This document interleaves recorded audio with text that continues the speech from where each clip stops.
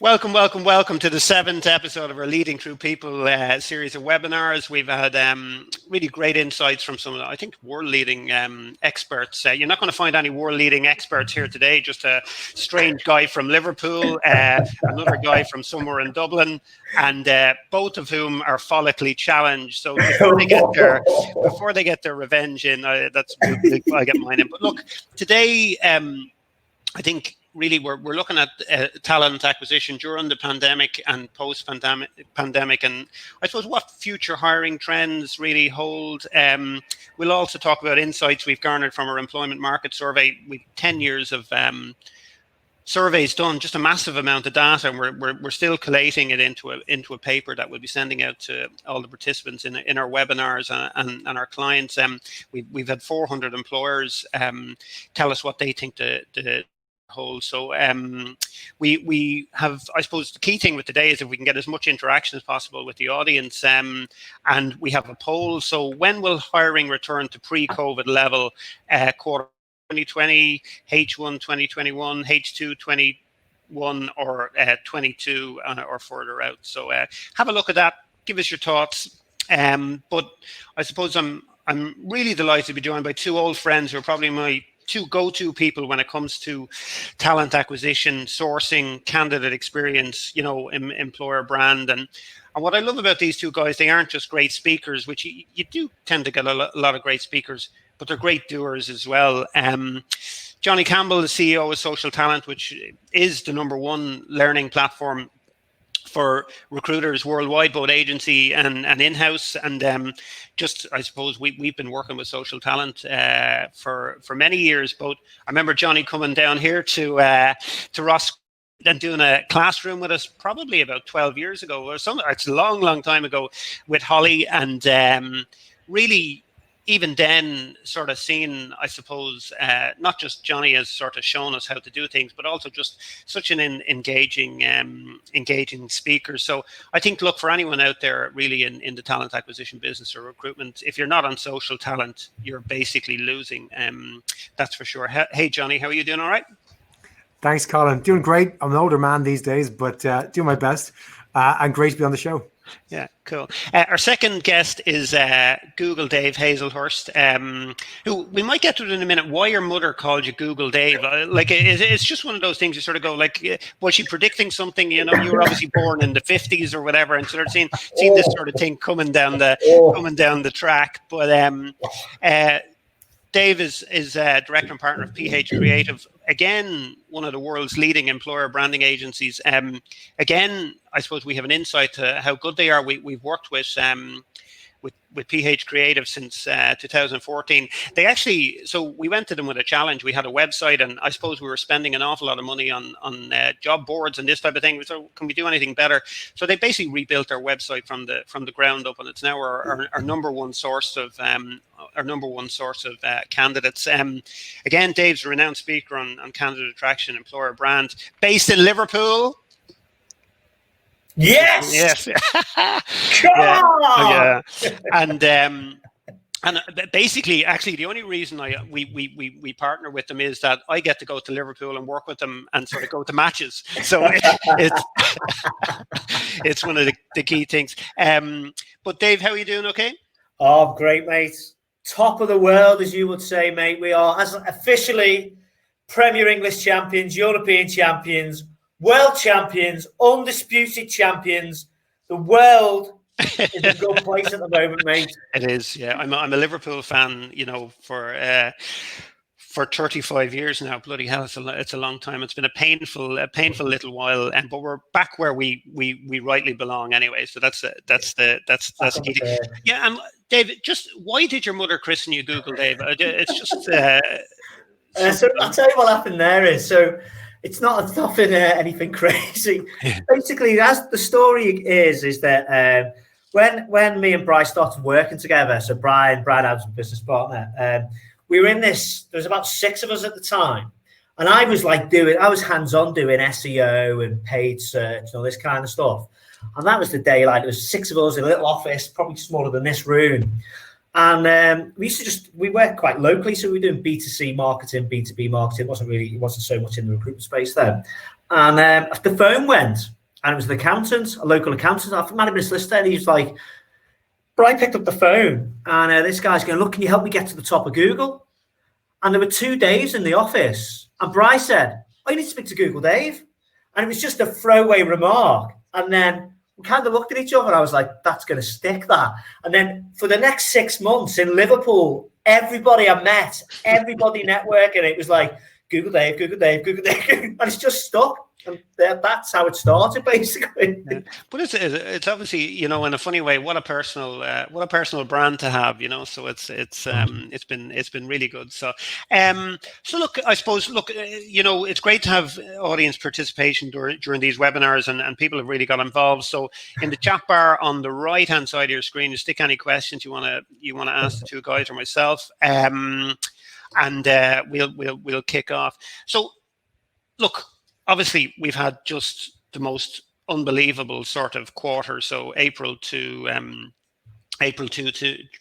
I suppose the end of June has just been, I suppose, catastrophic for not only ourselves and the world. And we have this sort of pandemic going on. And I found that, like, we have 3 businesses across, I suppose, what you'd call in this space. So we've obviously FRS Recruitment. We have the largest employability business in Ireland, where we deal with unemployed people and help them back into work and into jobs. And then we have a training company, and it's actually been quite difficult to sort of understand, what's going on. Everything is moving so quickly. And even last night, Dave, I was looking at the BBC News in terms of, yesterday was a terrible day in the UK for jobs. Like, obviously you had high street. Well, interesting, what I thought was you had high street sort of retail, right? So bakeries and stuff like that going. But then Accenture sort of, you know, announcing 800 job losses was quite a surprise to me, to be honest. And you know what I mean? So I was quite taken by that. But really what I want to get to is I suppose an understanding of what's happening with in the recruitment space and talent acquisition space with organizations around the world. And Johnny, you're dealing with these sort of companies both on, I suppose, in-house agency and RPO. And so what's really happening on the ground at the moment in terms of hiring? So I'll give you an example of a conversation I had recently. I was talking to VP of TA for a company of 300,000 plus employees, and they're on a hiring freeze. I was like, okay, so you're not hiring? She goes, well, we're on a hiring freeze, which meant we weren't hiring 3 months ago. We're at about 80% of our capacity right now. I was like, it's a weird hiring freeze. Yeah. So you know, you gotta be careful with what response you get and what you interpret from it. You know, a lot of people on hiring freezes means that hiring as budgeted is frozen, and therefore you have to apply every single job that you want to hire for. You got to send an application in; it's going to be approved one by one, which slows it down, and it means it takes some capacity out of it. I think when you talk about enterprises being very large employers are all hiring to a certain degree. You know, it might just be critical executive roles or key backfills, but they're all hiring.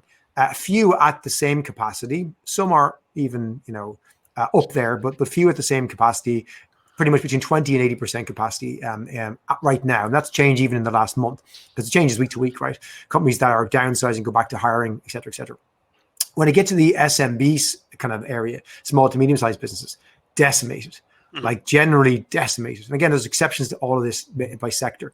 And I think it depends on, you know, which part of the economy you're looking at. And some countries like Germany are overwhelmingly SMB oriented. Ireland's quite SMB oriented as well. And you see, you know, massive contraction in the employment market because of the weight towards, let's say, medium-sized employers. Whereas enterprises are more solid, you know, tend not to lay off as many people. Hiring is still happening.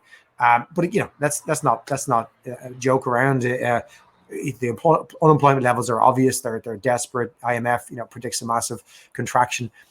But this is what these recessions look like. You know, we're entering the recession phase. I think of the two crises that exist, the initial pandemic phase is beginning to fade into the recession phase. So it's becoming more predictable. As in, this is a big recession, whereas pandemic was. No one knew how the heck that played out, what the impact would have. But as you get to the point where, let's say, the UK and Ireland, most jobs have returned or can return as of this week, then you actually see the effects of the recession. You start to see the real number of people unemployed, which is still devastating. Yeah, I think it is really interesting, because when all this stock, the C word, COVID, first started, it was like I spent quite a few weeks speaking to a lot of clients, and everybody that and everyone's really trying to figure out, like, what is it we're going to go through here? What does it mean right now? And it's almost like people sort of like we're contracting in. It's like, right, let's just protect ourselves and let's just see what the landscape's going to be, because we've not done this before. And as we were like coming midpoint through this, I think it's been interesting as well, because I think you're right, Johnny, the size of the company and also the marketplace you exist in.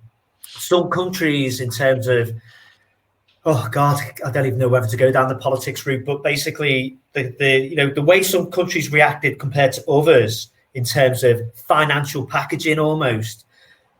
We saw with, like, if you take the US compared to the UK, you saw completely different levels of confidence of what people were, how they were starting to think about it, especially with the furlough scheme that came over here in the UK, which if they got anything right or remotely right, that definitely helped the UK, I think, in terms of keeping some confidence. And now, it was quite interesting, because that we had a lot of clients hiring freeze, right, let's freeze. But it was interesting, though. We had a couple like looking, for like, all your tech people and, people that everybody wanted anyway. And some were like, right, we're going to double down and we're going to up the game. We're going to really try and build some communities and tap into it. And we had one client, and the sort of cost per acquisition, or the cost per acquisition of an application, or the cost per click, for the paid media was like $11. It went to just under $2. So they just doubled down to fill the candidate pool up, because the cost to get them was just so much less. And it's kind of like, you're still trying to figure it all out. And I think you're right. What's coming out the other side? But I think, like, there's sort of 4 key things that for us, which we've been thinking about, which is like, you've got lots of people saying, well, how did you treat people during COVID? That's like, what did you do? Did you just carry on trying to make better things, or did you make things better, or how did you treat your people? That's obviously, and I think there's starting some blurred lines between the employer brand and the consumer perception as well, impacting that. I think then what's on their mind? What are they thinking? Will a move, safety, belonging? I'm sure we'll talk all about that stuff. How hard is it to get them to shift? And then, the whole domestically digitization of our lives at pace. And what that means is interesting. And then I think, what we're talking about in this element is the sort of strategic shifts that are happening rapidly within organizations as they're figuring this stuff out. And that's both in terms of the business's objectives as a whole, which could be survival, it could be take opportunity, how do we come out of it, but also internal teams and internal mobility and the structure of recruitment teams, and what do they think they need, where's the focus. There's kind of 4 areas there, which I'm not even sure if they're the right 4 areas, but the people I've been speaking to and like listening to like Sir Johnny, and when you listen to other people talking about this stuff, it seems to be like there's these 4 quadrants that we're all trying to figure out. And then what happens next? I mean, Christ knows. I mean, even yesterday, I think it was... Where is Christ? Is that him in the green t-shirt? That's Johnny. No, that's Jurgen Klopp. That's Jurgen Klopp. But like, even yesterday, the Bank of England, they were sort of making more positive notes, saying, we think we're going to be in a V, and actually it feels like maybe it could happen faster than we thought. But then you have the second waves and Leicester's lockdown, and, so it's figure it out, man. Yeah, look, I think it is a challenge, and I suppose the 3 of us are probably old enough to have number of recessions, and I remember actually in the 80s the depth, and not for me working, but my family and father and people around us, the 80s in Ireland was just a horrendous place. There was no opportunities for anyone, and I was looking at the data last week, the economic data. We effectively had more or less 6 years of a recession in Ireland in the 80s. Then we bounced back in the 90s. I think this is like for me, it's like a compilation of recessions. I remember September the 11th, I worked in IT recruitment. I managed an IT recruitment team, and I think we had 1,000 vacancies the day before September the 11th happened. The day after, we had effectively 0, right? all the US multinationals just shut down, and we had to let people go, and it was a horrendous time, and it was sort of sharp, deep, and really impactful. Then we moved into, I suppose, for Ireland, Dave, like the 2008 recession was horrendous in Ireland. It was a construction-led recession, which we only peaked really sort of halfway through 2011 to 2012. We ended up with about 17% peak unemployment, and again, but it's actually a flip really of what that was this time. So you've effectively got, that time it was construction people being made unemployed, and in one of our in Torres Nua, we moved those people into new jobs in retail and in hospitality and in customer service and back into agriculture and these areas. This time it's the other way around. What you will see happening in Ireland, particularly in the next 2 years, and I think the UK will do the same, is really pumping money into construction infrastructure, roads, building, and that. Now, the challenge we will have as both economies is it's quite difficult. It's more difficult to move someone into a more construction and technical-led role than it is to move someone from a tech-led role back into a sort of a services type role. So that's, I think, going to be a real head scratcher, I think, for a government, because you get a lot of talk about reskilling, and we're going to reskill people. And Johnny, you're in the training business and learning and development area. You know how difficult that really can be for companies. So it's I think and if we look, and I suppose we could deal with this one now actually, because we did a webinar 2 webinars ago on remote working, and we had the head of Alison Hodgson, the head of HR for Virgin Media, on and talking about that, and it was really interesting. And I think it's all still up in the air, you know what I mean? So in our survey, one of the key things that comes across is people think they're doing really well from home, but their companies don't necessarily think they're doing that great from home. So you have this sort of perception, like, I'm doing great, and it's the whole I think performance management and engagement with those people at home seems to be a real challenge for both the people. Obviously, look, there's stuff like broadband and stuff like that, and how you set up and all that sort of stuff.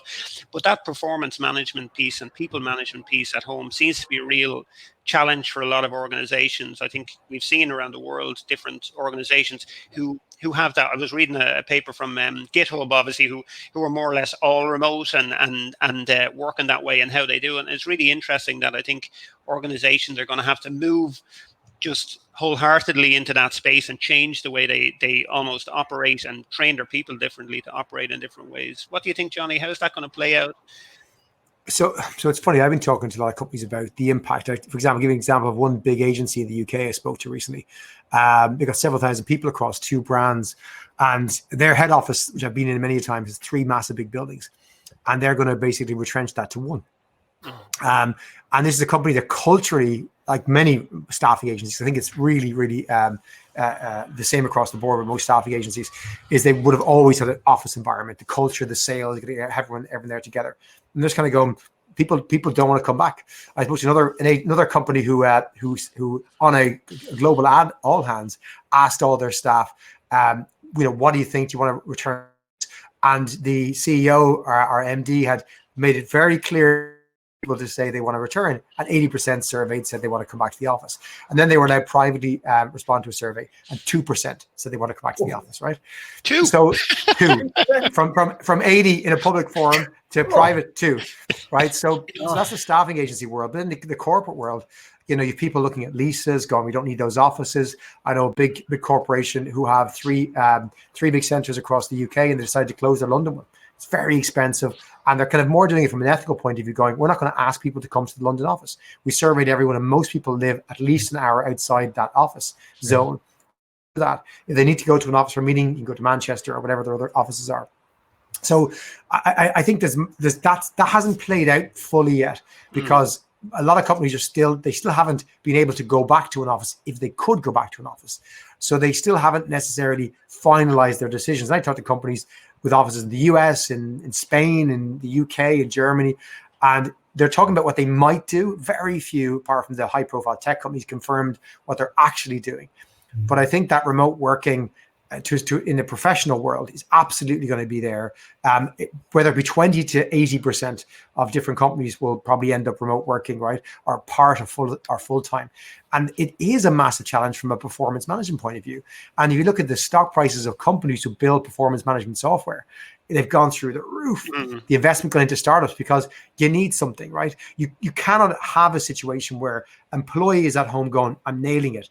Their manager is at home going, she's doing an awful job.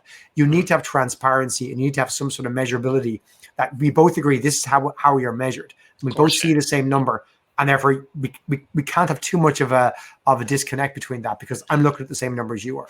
Exactly. We've seen it actually, and one of the key things is it's not just about the software, it's about those managers you mentioned. So managers are used to dragging people into a room and sort of, giving them hell or whatever it is. And it's a different skill to manage people remotely. Do you know what I mean? Is what we're seeing, you know what I mean? And companies don't seem to get that. It's like, oh yeah, all these people who work from home just do the same thing. Well, it doesn't seem to work, But you actually have to manage them. Oh, totally. It's not a different skill, right? Yeah. Like loads of managers just didn't manage, right? It's like, come in, I'm the boss, but like other people will help you out, give you advice, tell you what to do. I'm just your boss. I'll take the paycheck. Not everyone, of course, but a lot of people did that and called it management. Now they actually have to manage. Yeah. It's interesting, isn't it? Because, I'm just listening to you, and, you read everything about this at the moment, and, everybody, talk about the future work, digital transformation in 8 weeks, 2 years worth of all this kind of stuff going on. And actually, the whole employee experience is being re-engineered. How people are connected, like day one at a job, you're bonding, you're building connections, it's face to face. That's gone away now. So how does that happen? You look at Johnny's platform, it's brilliant for learning. The way it's set up to do it that way. Exactly. The experience is tuned in to the people using it. If I go back several years, ATSs were designed for recruitment processes. They were never designed for a candidate to engage with it. And it does make me wonder now, just the stuff you're talking about there is like, is the technology, is it there for this experience? Like, has it been designed with this kind of experience in mind? And what does that mean? What does that look like? How does it need to change? I don't think so. And I think, Dave, like when I remember it was the first time, and look, when we looked at candidate attraction and employer brand, you were the first people that talked to us about personas, right? And I think in everything we look at now, you've got to be much more, everything is about dividing things up into sectors, personas. When we look at and probably moving on from the remote working piece, is what our research shows us, and both internally as well, is that you would imagine younger people, right? So the 18 to 25-year-olds are going to be much better at working from home and want to work from home and all that sort of stuff. But they're the ones who actually want to get back into the office. And someone said to me last week, they said, Colin, when you were 22, 23, why did you go to work? And I was like, oh, yeah, earn pay. No, you didn't. You didn't go to work for work. You went to work for social stuff. You know what I mean? You went to meet people, go for a drink after. And it was as much about the social engagement and interaction as it was about the work. And I think that's really been a sort of a head scratcher. And I think companies are going to have to figure that out in terms of a candidate attraction piece. But I think you're right, Dave, in terms of that technology, the way it's set up. It's like we've been looking at that internally in FRS Recruitment and looking at how do you take people through a process where, and I suppose, in the advertising world, you've got sort of stuff like programmatic, and they're so far ahead of us as an industry in terms of taking people on a journey and a brand journey and all that sort of stuff. How does what does the industry really need to do from that perspective, do you think? Well, I mean, from if I look at this as a challenge, like if this was a challenge that came towards us, the first thing we do is look at the audience and the challenges, without a doubt, look at the behavior changes that are happening. And I think, and then, tech, we've always talked about like tech's the enabler. It's not the solution. It's to enable these things to happen in a convenient, efficient way that gives a good experience that gets us to what we want.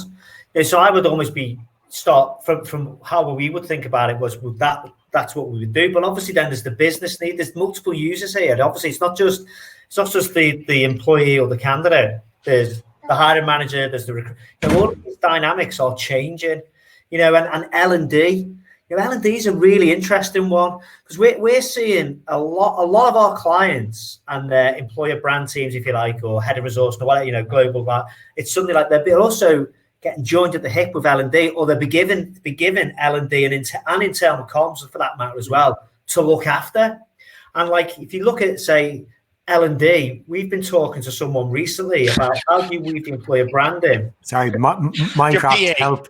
Your Sorry, PA. 5-year-old wanted help with Minecraft. Sorry, Dave. Love that. Yeah, someone should definitely do a huge video of all these moments that happen. Some hilarious ones, and put it on like your 404 page on your website. Something would be really cool, or your thank you page. But and they're talking about how do we bring the employer brand into it. But like, it's almost like we do what's called empathy or experience map the journey from a UX UI point of view. And it's almost like, what's the architect's plans for this? Based on the users we want to interact, not the business need. I mean, obviously there is a business need, but I kind of come that way. It's the speed that needs to happen as well. When I talk about interacting with communities, I talk about distance doesn't separate people, silence does. And it's without the technology to enable this to happen smoothly, we've got a big problem. We have got a big problem, and there'll be. Even like, I'm mind tracing around. I'm speaking to, we've been doing like all kinds of one-to-one interviews with candidates, all kinds of things at the moment. And a load of furloughed people in the UK have had no communication from their companies whatsoever. But that's an interesting, Dave, you see what's happened in Ireland, it works differently here. So furlough in the UK means that basically you're not allowed to work. Yeah. But the furlough in Ireland, the wage subsidy schemes means you must work almost. Do you know what I mean? So it's everyone in Ireland who's on what you call furlough is effectively working with their businesses. So it's actually been much easier, I think, for organizations here to obviously keep engaged. And I think that's going to be a huge challenge for the UK market when you think about it, because they haven't had these people really as much as, like, if you took it on a percentage basis, Ireland must be miles ahead in terms of remote working. Do you know what I mean? Because the people in the UK are just sitting at home, really, aren't they? So I had a mad situation where we had a recruitment agency, big recruitment agency, reach out to us, say, can we buy licenses for the furloughed recruiters so we can keep them trained up, reskill them while they're furloughed? And then they looked into it and found, and I don't know if this is true, but this was their opinion, that it was against the furlough rules to give them training while they're furloughed. They couldn't. I'll come back to you, buddy. Sorry. There you go. But they basically weren't allowed to give them training, which is, from an Irish perspective, you look at what we have, Colin, it's like bananas. And it's like, but this is like, they want to spend money to train them whilst they're out of work. Why can't you do that? And it was like, nope, you do that, you can't get the support. That's ridiculous. See, that is ridiculous. I mean, it's a perfect time. And actually, in the greater scheme of things, everybody's talking about also redeployment and learning new skills to maybe look at that. So I know of recruitment teams, and they come to us and they said, look, what do you think we can get them working on? So we've been teaching them stuff about employer branding and rewriting job descriptions. It's ridiculous. You can't do that. It's absolutely ludicrous. And also, the government's paying for it. So why wouldn't they? It's just bonkers. I mean, we said we'd avoid Boris and the politics and Trump and all that kind of stuff.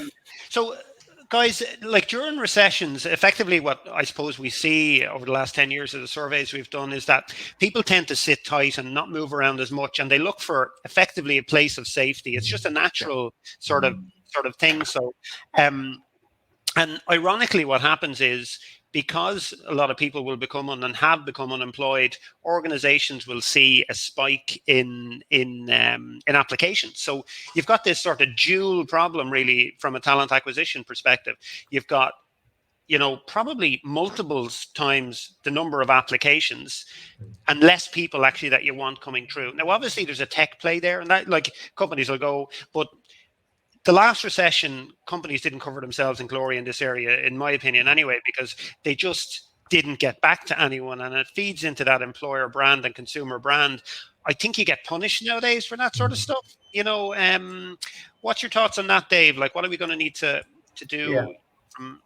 Well, I think for sure. I mean, just to pick up on the before I answer that point, just to pick up on the consumer employer branding, I think, I was looking at a post the other day for someone who's always controversial online. And he was saying, like, he put a poll out saying, is employer brand matter more than ever before, just the same, or not as much? And his view was not as much for whatever reasons. And I didn't get involved because I just haven't got the headspace at the time for it. But it's quite interesting because, like never before, how companies have treated employees. At the beginning, it was all over the place. It was all over the news. So for example, the way Wetherspoons treated people wasn't very good. I won't rush back to Wetherspoons. That's my personal preference. But I'm going back to the pub as soon as I can. But it wouldn't rush to Wetherspoons in the first place. My missus loves it. But you know what I mean? It's that kind of thing. And then Sports Direct got hammered, and I'm thinking, I'm not spending any money there. I don't need to. So it's easier than ever before. And then if you take that further forward, we've already seen the Zoom adverts with employees. A message from our colleagues for our customers. Barclays have been doing it on TV. So it's really interesting that and how people are treating each other. Really, really interesting. What's the second? Oh, yeah. And then I think there is going to be, volume spikes in candidates, people looking for jobs. Now, from an employer brand point of view, some of the things we talk about is like, what are the messages?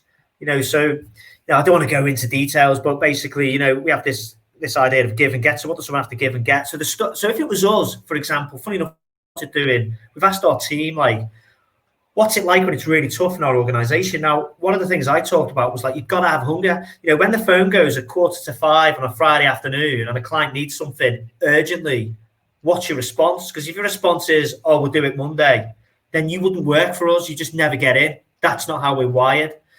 So if you take that idea, you've got uplifting candidates coming to career sites, checking you out, looking at information. Help them decide if it feels right for them before they click apply, or have some use of content in the nurture flow, if you like, in the workflows of content, and then automation and all the stuff then that sort of comes in. And then that's probably then over to Johnny. Like, I'll talk about messaging and get them in towards it, but then how you use process, how you use technology, automation, there's a lot of things to consider. But I'll add a third dimension. Colin, you mentioned the two challenges of this higher volume and then less of the quality people perhaps are going to move job. Third factor to bring in this is hiring manager expectations. Hiring managers, what I'm hearing from all the recruiting teams I'm talking to, they think it's fucking easy now. They're kind of like, well, mass unemployment, it's going to be easy now to hire people, isn't it? And see recruiters going, hang on a second, nobody wants to move jobs. I got to deal with like 4 times the amount of applicants and disposition them now. My job just got really hard. And by the way, 25% of my colleagues got made redundant. So, you have those bigger factors, because the expectations, which drives everything, right? The expectations of hiring managers is completely misaligned with the market. Because again, it's instinctive. You think there's a big recession, people will be delighted to have a job. Therefore, they'll be delighted to come work for us. And as you pointed out, that's not the reality of recruiters. So you got to address that disconnect first.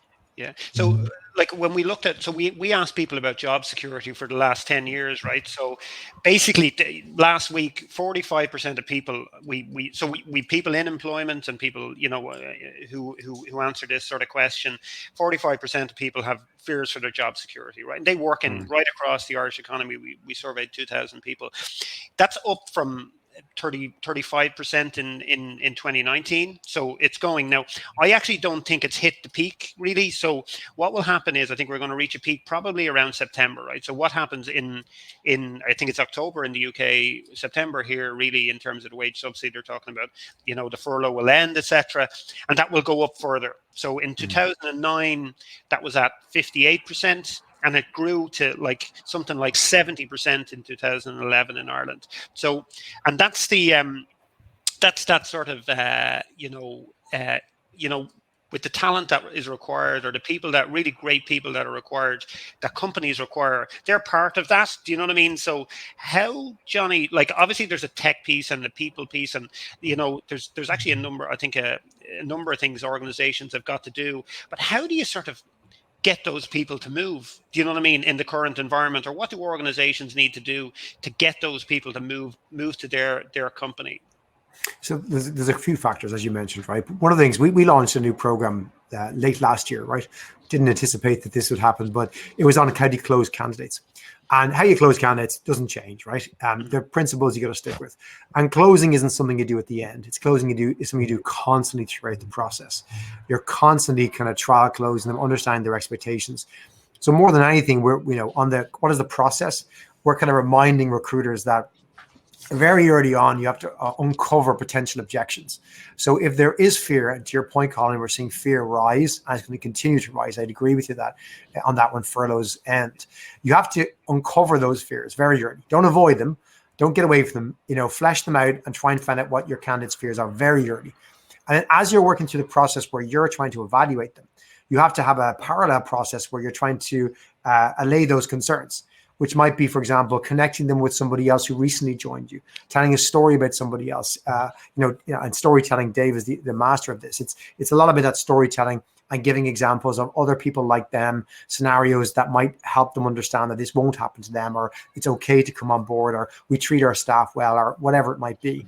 But you have to recognize they have fears, and you have to try and anticipate them early, and you have to just work through that so that when you get to the end, you're making an offer, with whatever candidates. And this is the challenge, because you might have had 16 people at the start of the process. You get down to 2 or 3 at the end. You would have had to do this with all 16 throughout the process to some degree.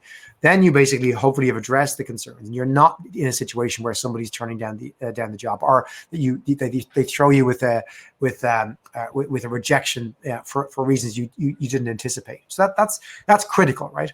But the second is today's point around how things have massively changed in 4 months. Values as a factor of employer brand, which you could wrap into culture perhaps as well. That's always been important.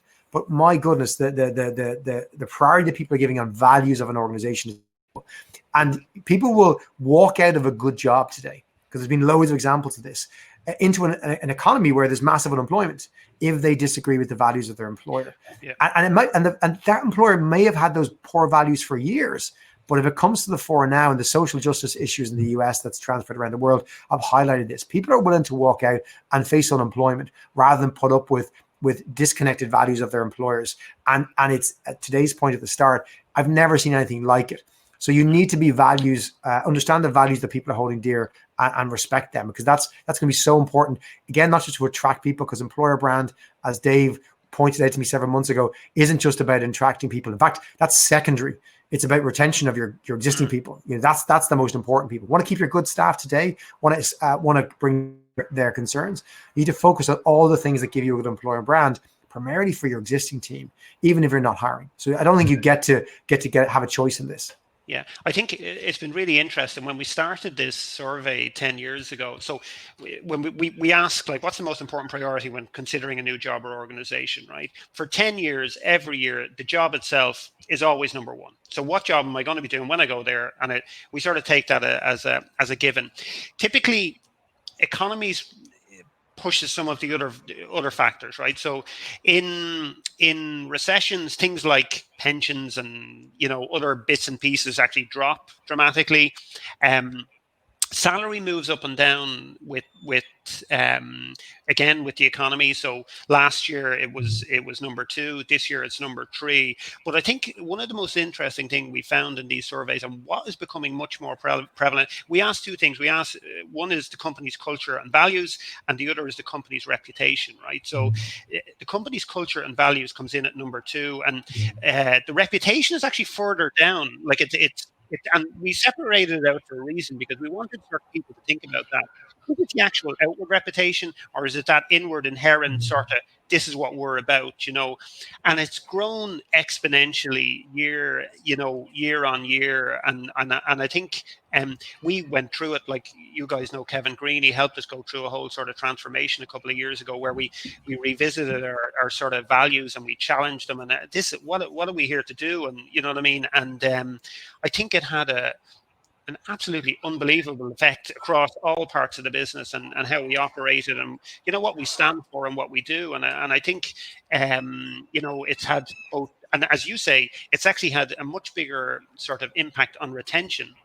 Recruitment has been great, but you know, we've seen just unbelievable retention figures. No one leaves, like, do you know what I mean? So, Dave, yeah, you've Yeah, I think you know, just listening to both what you're saying there, you know, from our point of view, like the culture part, and like if you look at, like, you talked about personas before, and if you look at like the sort of younger generations, it feels it's more and more important to them as we sort of go down.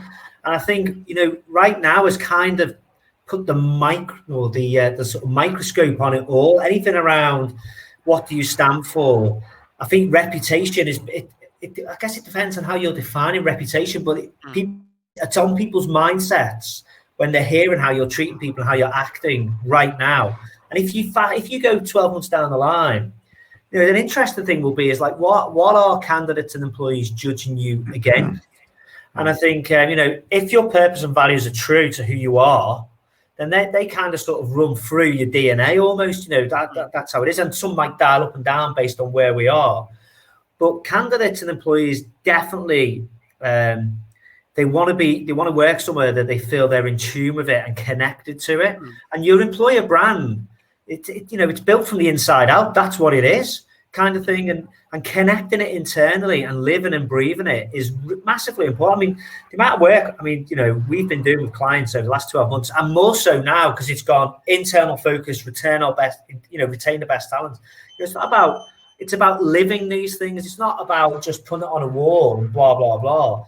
It's about what are the behaviors that support that, and how do we recognize that, and how do we develop our people around?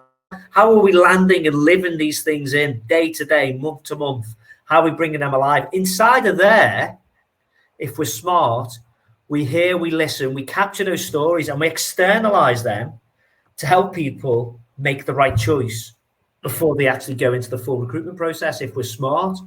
You know, and this thing, I was doing a video the other day about inside out. You know, I think we need to really think about that a bit more. Because right now, the true character of organizations is coming out, and you're seeing it organically in how employees are reacting and supporting customers, supporting teams and colleagues, supporting their communities. And we're seeing some things like from some clients, to be quite honest with you, you just wonder, you'd never think it was them, and you're like, my God, this is incredible what these people are doing.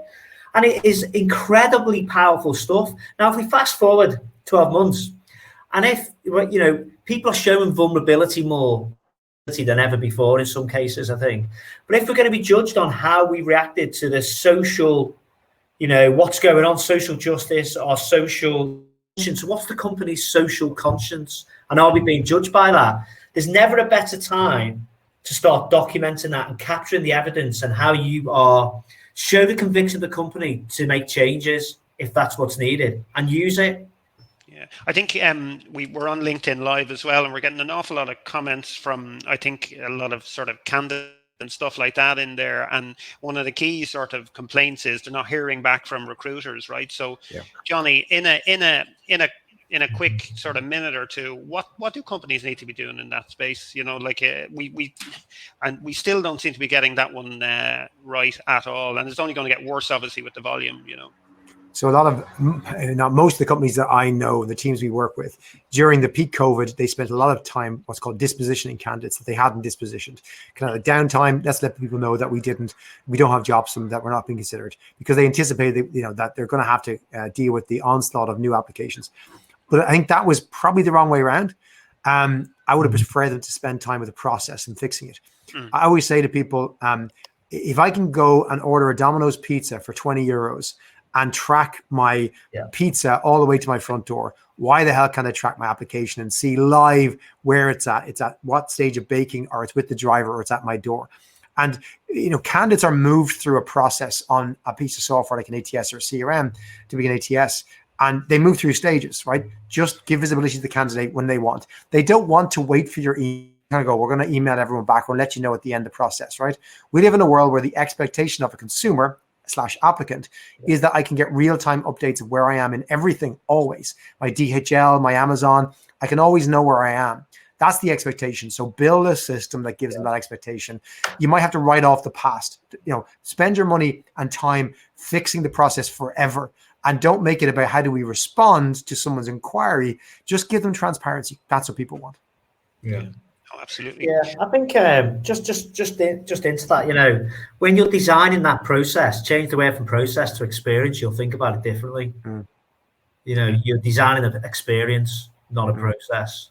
Yeah, I think straight away, because in consumer, when we do experience mapping in like say hospitality, it's all about the experience. It's not you must do A, B, C. It's what is the experience we want to help people get to where we want. And that's why Domino's. I mean, I can't eat cheese, but Domino's Pizza app, my kids love it, but it's just so easy. The number one thing in designing an experience is just make it easy and convenient. That's it. Yeah. And a question for you, Johnny, from Elliot Roston there, and he trained in recruitment, and I think it's a really interesting point. So when I learned as a recruiter, I learned sitting beside someone and the questions they asked and how they dealt with people and that type of thing. Obviously, you're in the space of delivering this from an online perspective. You know what I mean? Mostly, but so how do we train people when they're sitting at home, really, and they're not getting that experiential sort of side by side sort of coaching and learning? Yeah. So you mentioned, and thank you for mentioning the platform earlier on, and it is a great part of learning. It's not a platform like ours will not be the be all and end all of all your learning, right? There's a big place for here's how it works. Just watch, learn, follow assessments. But critically, you have to then take that to a practice and listen in real life situation. I think is what Elliot's point is.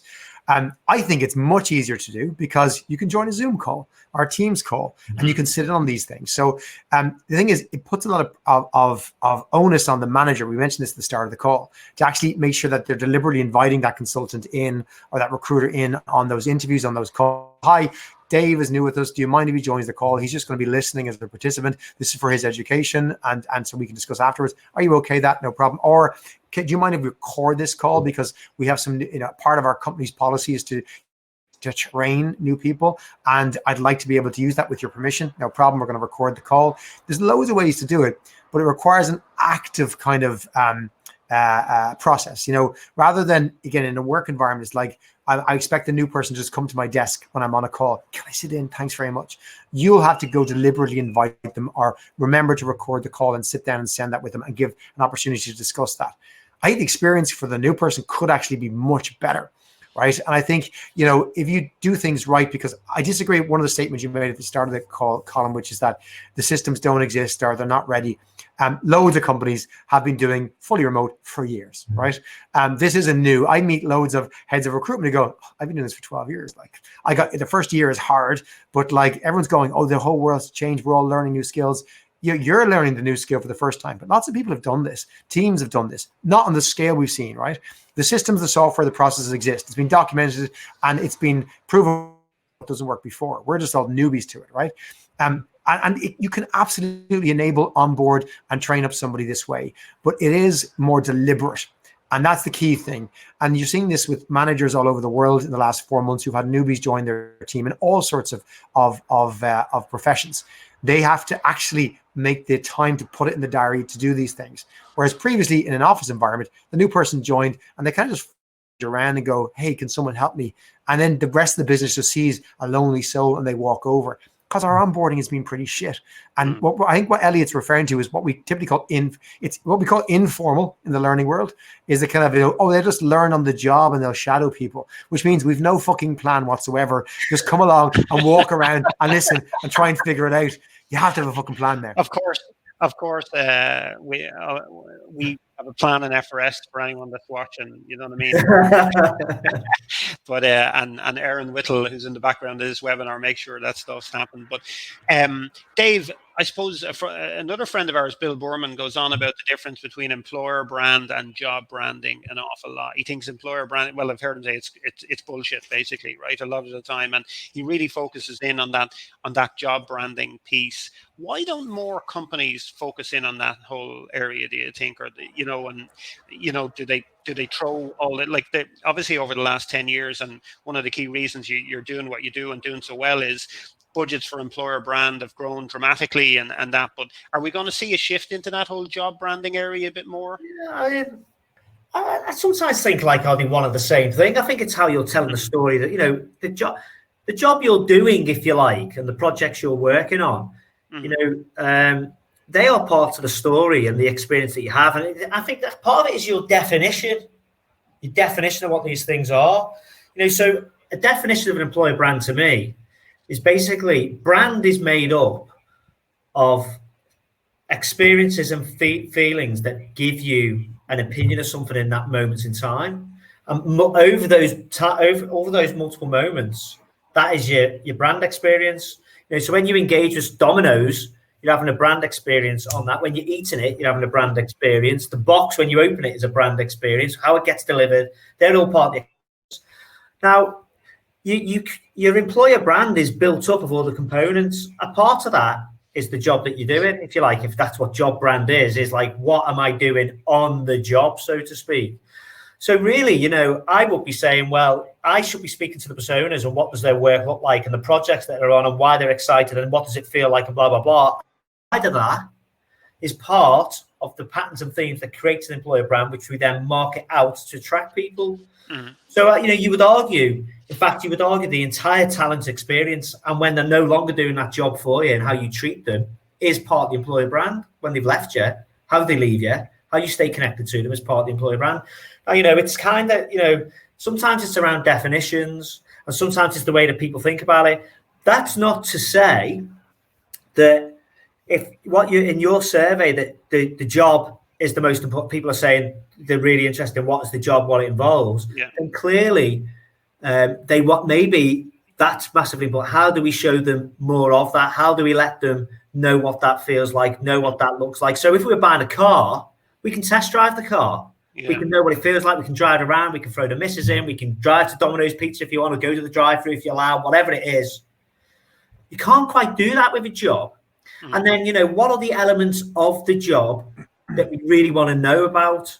And so then it's about, okay, maybe we need to dive deeper into that and use that a bit more, probably more in our, if you like, the marketing of the employer brand, the recruitment marketing. So it kind of feels like it, and if we're sat here with Bill having a few beers, I know we'd be bouncing it around with each other like this, and it was like, but I do feel like, the job you do is part of your employer brand. That's how I would personally think about it. And we'd want to understand that. If my definition of a job brand is the same as Bill's. Yeah. If I give you an analogy, right, that I think covers, I talked about this with Bill and I agree with them in what he means, but the language can be just controversial and incorrect, right, and confuse people. So if I'm looking for a curry, all right, I'm going to go on to Just Eat.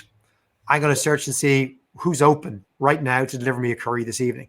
Yeah. I probably I look at Indian restaurants in my area, who's open, and then I basically go see they have the right curry, and then I'll pick one.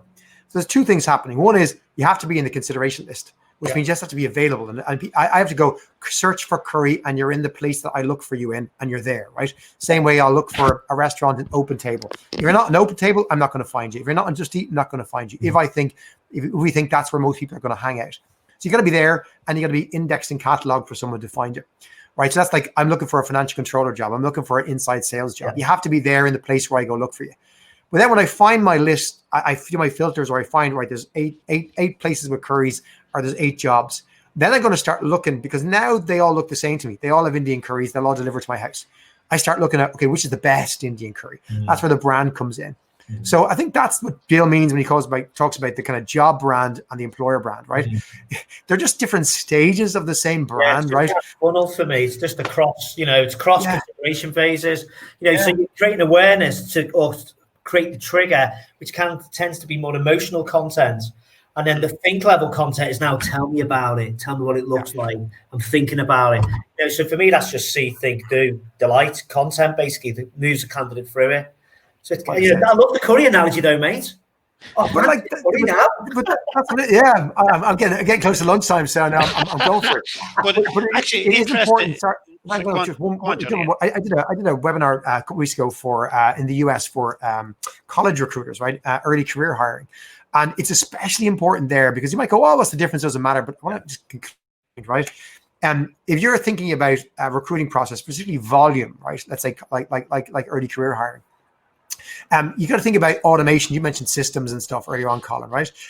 You should basically have as light a process, as hands-off and digitize a process as possible, up to the point where they've applied and you basically called them for an interview and said, yes, we're available, we're open, right? which is like loads of people apply for jobs, and then you go, okay, I want to talk to you. At that point, the person expects a high touch experience, because otherwise you might have a high touch experience end to end, which is wrong because you're wasting all the high touch at the early point. When candidates just want to know, is your curry shop open and do you have a massaman, right? Do you have jobs for people like me and you pay the right salary and you hire in this amount? I don't give a shit about you interacting with me. I don't want you interacting with me, actually. I just want to know, and I'll put my application in.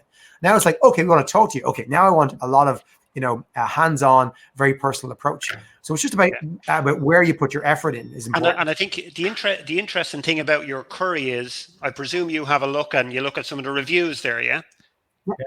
Yeah. So when we actually ask people, where are they looking? Where do they research companies at the moment? And this has changed dramatically in the last 5 years. Number one is the company website. So they go in there, and one of the problems with company websites is it doesn't really talk a lot about. It talks a lot about what they do, but not really what it feels to work there a lot of the time, or what they're about, or it can be very sort of product sort of driven. The second place, which has really grown dramatically, is review websites like. Some of the major ones out there, and then the third one is sort of is LinkedIn. So, Dave, are you seeing much change there? Companies investing in that whole sort of review space for Glassdoor and these sort of places. So I think this is really interesting. So I mean, obviously this plays into our world a little bit. So candidates, we do sessions. Because we do loads of experience mapping, and we do one that's all based around the sort of digital experience for candidates. And we sit them in rooms, or it's one-to-ones now, and we talk to them about what's the trigger, where do they go next, what are they looking for, and then we talk about their behaviour and what type of things would engage you, and how can we convince you. And we create these huge lists on walls, and it's really interesting. The career site is definitely number one. But what happens is people just throw information. They're not thinking about how we're telling the story of what we need. And all of the things we've been speaking about, the curry analogy, right? All the content, all the questions, connect them to the values. We talk about what's the top 100 questions on a candidate's mind, victoriously, it might be top 10. We might ask them about, why did you not nearly apply? Not why did you apply, why did you almost not apply, to find out and handle those objections that Johnny was talking about before. But what's interesting is, and it's only come up probably the last 6 months, and it's starting to come up a bit more and more, is they're going to YouTube to search for videos, to look for people they could be working with or leadership, and they're creating playlists, which is quite interesting because you think about it, you're not necessarily there once and search for everything. You're coming backwards and forwards and blah, blah. It was just interesting that they're like, to get a sense of what it's really like, we're looking for almost flying the wall stuff of real people who might work there talking about something, because it's much more real. And it was just interesting, and the other thing that we're finding is the formats of this. So, short, sharp video stuff that gets to the cut of it, if you like. Live broadcasts, open events, that's going to be happening more and more because we can't go into physical spaces. How do you help them introduce to teams and stuff like that? Yeah, we're seeing more and more. And the thing that when you think about a career site, it comes back to tech and functionality, but actually what matters, it's the content and what's being said is what matters, and the formats they're in. That's what engages them. The technology really should be the given. It's the format of what's in there, of everything we've talked about since we started speaking in this session. All of those things have got to be at the right moment, right place, right time, and the right format. So that's really interesting. In terms of other things, I was speaking to someone in early careers only the other week, and I was chatting to her about her behaviour. LinkedIn, looking at the individuals, not just the company, was for sure. Back to the career site, because she was like early careers, going to their Instagram, what was going on inside. She saw that much more as a much more real life. And the other thing that's been interesting that we're starting to see, and we're speaking to some of our clients, is your social channels are public, okay? And everyone talks about engagement and how do we drive that. But we're starting to talk about how do we move people to closed, so chat groups, CRMs, because especially chat groups. Like I'm a member of a HR chat group, and it's been on fire during COVID. Everybody's sharing real life problems. How do I solve this? Have seen this before? Has anyone got an example of that? It's almost like it's in a circle of trust. And what we're seeing is especially as ad blockers come up and people are starting to ban ads. Look what's going on at Facebook where they're saying we're not going to advertise in Facebook in early careers time. That's going to be a challenge. A lot of people are like, how do we take communities and put them in somewhere where they're safe and we have easier access to them and have a conversation, not just engagement? So that's some of the things that we're starting to see and think and hear about at the moment in terms of like what you'll do with these people. And Johnny, just in terms of, so we create this obviously great journey, fantastic candidate experience, brilliant tech, bring them all the way over, and then we hand them over to a sort of a physical interaction. And sometimes that's where it all goes sort of downhill, or do you know what I mean? A lot of companies seem to, we've all heard about it, they were meant to be interviewed by, X manager or Y. Oh, he couldn't turn up. Sure, Joe here who works down the street can come in and, do organizations need to improve in that space, do you think, or are we getting better at that, or? So yes, they need to improve. And you're seeing that recruiting is moving towards, so the language, there's three words I want to kind of work on. One is recruiting, hiring, talent, right? And you're seeing that recruiting as a function is moving to hiring as a function. Recruiting as a function is something that's a small part of one part of the business. Hiring is a company-wide initiative. And then talent is a more holistic approach to employee life cycle. And you're seeing in more and more large enterprises changing from just being recruiting oriented to being hiring oriented and the most mature talent oriented. And how that plays out typically is that you no longer just have a head of recruiting, you have the talent acquisition person has authority to work with the business and, works with the managers and interviewers in the business to make sure they're very aligned with how we hire as an organization. We, not how you in recruitment hire, how we hire, right? Joint responsibility, same training, same experience, alignment across that. And then you see a progression, and COVID's actually accelerated this, similar to the Satya comment around 2 months and 2 years, 2 years and 2 months type thing. You see towards this trend that has existed for 3 years, where recruiters got asked to do loads of things that weren't in their remit in the peak COVID time in Q2, like onboard people, get involved in development while hiring was down. That is a trend you'll see accelerate, where you see people in-house, not just responsible for hiring, but hiring, onboarding, developing, because they're kind of see as it's a one-team issue. It's like, we just hand them over. It's like kind of going, we're just going to get loads of people to walk into your store. It's like, well, we don't have to walk into the store. They could actually be able to browse the experience, purchase something and come back, repeat purchase, and then advocate for us and get their friends to come back. It's like, no, I just got them in the door. Not my problem. Not my problem. Recruiting has for too long, it's been, all we can do is get them in the door, and then the people in the store are crap. They give them, it's a horrible experience. It's hard to purchase. They take cash only. They don't take bills above 20. It's like, oh God, this is a nightmare. Yet you've got brilliant people getting you in the door, and it's a constant circle. So you see more and more this trend where organizations are, first of all, moving from seeing it as recruiting to hiring, which is a team sport across the company, and the more mature seeing it as a talent journey, and really looking at the employee life cycle across the whole company. And that if I'm involved in that, I could be involved in many parts of that, not just in one part of that. No, it's really fantastic. We're just coming to the end of our time. I think it's been a really sort of great discussion. We asked people when did they think hiring will return to pre-COVID levels, and it's look, the majority of people are sort of saying H1 2021 or H2 2021. So just to leave it on a sort of a futuristic note, or Dave, how do you see things playing out? And I know that's an economic sort of question. It's a really challenging question, but what's in your gut in terms of when we sort of start to move back to normality in terms of hiring? That's a $6 million question. I think. If I go on a sense check of some of our clients, we've already seen some green shoots, but we've also got a lot where they've turned internally and they're looking at the whole internal mobility thing for the next 6-12 months. They're waiting probably for more direction from the strategy of the business and what they're going to do. I think we're probably, I think there's a what market are you in and what are you in sort of lens on it on that question. I've got to say, we've got some tech companies and we've actually got a mortgage company in the US, and they have put the afterburners down like no tomorrow. Like bang, we're going for it. I don't know, 12 months, good feel, I think, subject to a second waves and Who knows what the landscape will look like if Trump gets in or out towards the end of the year? You know, what could happen there?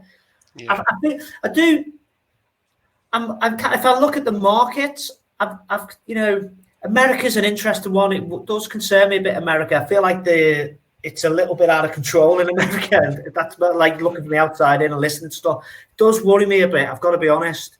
I mean, Christ, it worries me here as well, to be honest with you. But I do feel there's a bit more confidence here and a bit more, I'm not talking about politics here. I'm just saying, like, some of the companies feel like they're a bit more right. This is what we're going to do. This is the environment we're in. Whereas in America, it just seems to be changing daily. The narrative that's coming out of there. I don't know about you, Johnny. What are you seeing? So like I did a webinar last week with Greg Savage, with the NRF, and Greg, for those who don't know him, has ran many very successful recruitment agencies over the years. Turnover hundreds of millions, etc. And Greg, he's long in the tooth in our industry and knows he's been in it longer than any of us, right? And Greg just produced his revenue from the companies that he was running in the last 3 recessions he went through, and in every single recession, you saw a 3-year pattern.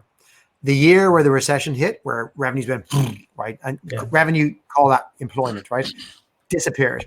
The next year, it goes back up, but not at the same levels. And it took the 3rd year for it to go up near the same levels or above, right? So, and he's kind of going, okay, if I'm going to look to the past, every single time it's followed this pattern, right, in a recession this deep. So my best guess, and everything I feel would say, this is the really bad year. 2020 is when we plunged off a cliff. 2021 is going to be better than 2020. It's not going to be back up to 2019 levels. And it's going to take 2022 to get us back to 2019 levels, right? So you're seeing that next year is going to be better than this, but it won't be back until at least 2022. And that's okay. If you know that's what to expect, I think you can just work around that and know that we are through the worst. And Q2, no matter what you say, is going to be the worst, the bottom of it all, 2020. Everything after this is better. It's not going to be back to where it will be for another 1.5 to 2 years. It's definitely going to be better than where it was in the last 3 months. Yeah, I think I'd agree. I think, and with what you're saying, you got to look at economies, you got to look at sectors. You know what I mean? I think, funnily enough, Ireland is probably set up maybe a little better than a lot of other countries to I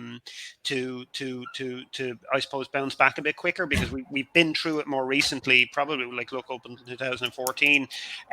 We've also got a really good underlying sort of economy. Do you know what I mean? So we've got a lot of multinationals and that. Now obviously that's affected by the US. But I think I spoke to the CEO of the largest companies in Ireland last week, and he said, look, people get you out of a recession. That's what, thinking and people is what gets companies out of a recession. And, he was talking about them, going wholeheartedly out and hiring people left, right and centre, but hiring the right people. And it's absolutely critical, when you look at the sort of innovation piece in an organisation, the sales, through to production, through to sales. And I suppose the great thing for our industry is really that all these organisations need great people. I think just summarising of what we went on there was really about building that, I suppose, story of the organization, the brand and the values that underpins everything we do, making sure that the tech is really set up, you know what I mean? And as Johnny said, it's there, and you need to make those processes work. For remote hiring and remote induction, it's all there. And there's plenty of companies around the world that have been, that really have been doing it. And then, it's a case of looking at making that candidate journey, just that much better for people that are coming through. And I think, as an industry, as I suppose both in-house, in-house, out-house, and back-house, we all just need to get on with, getting back to people and making sure that they're getting a really good experience when they deal with us. So, listen, guys, it was great to have you on today. I have to say, I haven't talked to you in a while, Dave. So, delighted talking to you on a winning note. It's fantastic to see you again. For anyone that's watching, I think definitely take a look at the Ph.Creative website. Great case studies in there in terms of how to build your employer brand and build great candidate sort of journeys. And have a look at social talent. As I said earlier, like if you're in the recruitment industry or talent acquisition space, or you're even a recruiter yourself on your own, get on there, sign up. Johnny, you had a bit of an initiative during the downturn for recruiters there in training, didn't you? I think to upskill a little bit. Yeah. Yeah, and we just recently extended it. So we have a kind of personal learning path plan that people can purchase from Social Talent for just under £1,000. And we've made that completely free for any unemployed recruiters or laid off recruiters. So that was running for 3 months, which ended a couple of weeks ago. So we decided to extend it for another 3 months. So if any recruiters out there who've been laid off, furloughed, are looking to upskill yourselves, we don't have, recruiting training beyond, being a manager and being in the recruiting and hiring world. But, for anyone who's in that world who wants to get upskilled, retrained, reach out to Social Talent on our site or on our social. You'll find links, or just reach out to me, and we'd be more than delighted to get you set up for free and get you back to work with skills that hopefully will set you up for the future in this recruiting world. That's cool. Just a big thank you to everyone on LinkedIn Live as well. And we'll see you all in about 2 weeks again. Johnny, thanks a million. Dave, talk soon. See you, folks. Thanks a million. Bye-bye. Thanks, guys. Bye-bye.